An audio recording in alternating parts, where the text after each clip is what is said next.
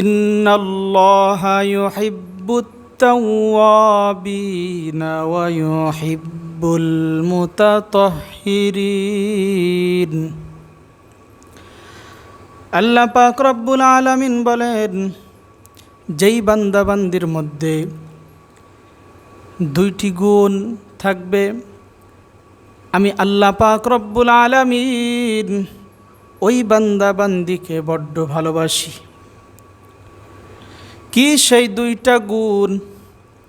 আল্লাহ পাক রব্বুল আলামিন বলতেছেন, ইন্নাল্লাহা ইউহিব্বুত তাওয়াবিন। যেই বান্দাবান্দির মধ্যে তওবার গুণ থাকবে, ওই বান্দাবান্দিকে আমি আল্লাহ পাক রব্বুল আলামিন বড্ড ভালোবাসি।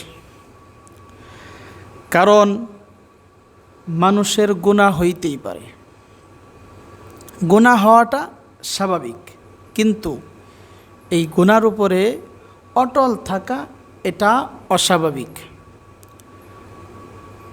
কারণ মানুষের চতুর্দিক দিয়েই শয়তান ধোঁকা দিবে। আল্লাহ পাক রব্বুল আলামিন বলেন, আমি আল্লাহ পাক রব্বুল আলামিন শয়তানকে শক্তি দিয়েছি, আমার বান্দাবান্দিকে চতুর্দিক দিয়ে ধোঁকা দেওয়ার শক্তি আমি আল্লাহ পাক রব্বুল আলামিন শয়তানকে দিয়ে দিছি। কারণ শয়তান আমার কাছ থেকে চেয়ে নিয়েছেন। কিন্তু দুইটা দিক আমি আল্লাহ পাক রব্বুল আলামিন খোলা রেখে দিলাম। একটা দিক হলো নিচের দিক, আর একটা দিক হলো উপরের দিক। যদি বান্দা পাহাড় পরিমাণ গুনাহ করে ফেলে, গুনাহ করতে করতে পাহাড় পরিমাণ গুনাহ করে ফেলেছে, আর যদি আমার কদমে আইসা সিজদা দেয়, এরপরে যদি দুইটা হাত তুলে আমার কাছে খাঁটি তওবা করতে পারে, আমি আল্লাহ পাক রব্বুল আলামিন ওয়াদা দিলাম রে, ওই বান্দা বান্দিকে আমি ক্ষমা করে দিব। এজন্য আল্লাহ পাক রব্বুল আলামিন তওবাকারীকে বড় ভালোবাসেন। বান্দা, তোমার গুনাহ হয়ে যাইতেই পারে, কিন্তু গুনার পর অটল থাকা যাবে না। গুনাহ হওয়াটা স্বাভাবিক, কিন্তু গুনার উপরে অটল থাকা এটা অস্বাভাবিক। বান্দা, তোমার গুনাহ হইতেই পারে, কিন্তু গুনাহ থেকে তুমি তওবা করো। কত গুনাহ করছো, আল্লাহর রহমতের চাইতে তুমি বেশি গুনাহ করে ফেলাও নাই রে বান্দা। আল্লাহ পাক রব্বুল আলামিন অন্য আয়াতের মধ্যে বলেন, লা তাকুনাতু মির রাহমাতিল্লাহ। ও বান্দা, ও বান্দি, তোরা আমার কাছে তওবা কর, আমার রহমতের দরিয়া থেকে তোরা সরিয়ে যাস না, আমার রহমত থেকে মুখ ফিরায় আনিস না। তুই কত গুনাহ করছো রে বান্দা, আমার কাছে ক্ষমা চা,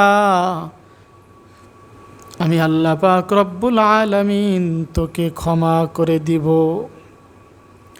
এজন্য বুঝলাম আল্লাহ পাক রব্বুল আলামিন এক নম্বরে তওবাকারীকে বড্ড ভালোবাসেন।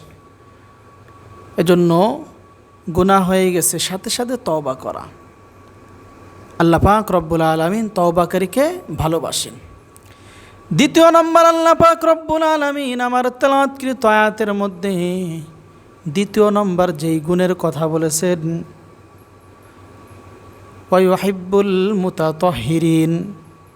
আল্লাহ পাক রব্বুল আলামিন ওই সমস্ত বান্দা বান্দিদেরকে ভালোবাসেন যারা সব সময় পবিত্র অবস্থায় থাকে। কারণ আল্লাহ পাক রব্বুল আলামিন নিজেও পবিত্র। আমার রব পবিত্র বান্দাদেরকেই ভালোবাসেন। এখন যারা বিড়ি খায় তারা পবিত্র না অপবিত্র? যারা সিগারেট খায় তারা অপবিত্র না অপবিত্র? যারা মদ খায় তারা পবিত্র না অপবিত্র? যারা ইয়াবা খায় তারা পবিত্র না অপবিত্র? যারা ফেন্সিডিল খায় তারা পবিত্র নাকি অপবিত্র? কারণ তারা শুধু নিজেরাই পবিত্র, তারা অপবিত্র না, বরং ওই সমস্ত বান্দাগুলো পুরা সমাজটাকেই অপবিত্র করে দিয়েছে। শুধু তাই নয়, পুরা রাষ্ট্রটাকেই ওদের কারণে যারা মদ খায়, গাঁজা খায় এবং এই ইয়াবার ব্যবসা করে, এদের কারণে পুরা দেশটাই অপবিত্র হয়ে যাইতেছে। এজন্য আমাদের সবসময় পবিত্রতা বজায় রাখতে হবে।